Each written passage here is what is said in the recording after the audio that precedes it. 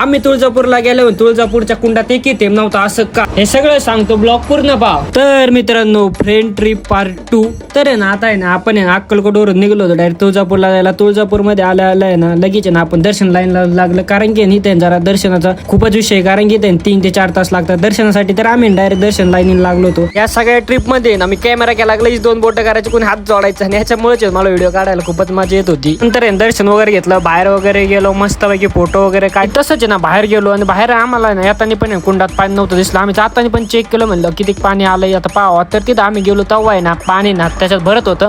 नेमकं असा विषय झाला वाटतं की पाणी ना स्वच्छ वगैरे करून परत त्याच्यात भरत होते, त्याच्यामुळे ना आम्हाला असं वाटलं की त्याच्या कुंडात पाणीच नाही राहिलं. त्याच्यानंतर आमच्या वाघाने चांगलं काय बघायचं नाही, हे बघू राहिले होते, त्यांना काय म्हणावं. त्याच्यानंतर ना आपण डायरेक्ट येडामाईला निघलो. गाडीत ना खूप बेकार गाणी लावली होती, तर यांना म्हणलं आमच्याकडे जरा फोन तर द्या. मग तुमच्या भावाको फोन आला, तुमच्या भावाने काय लावलं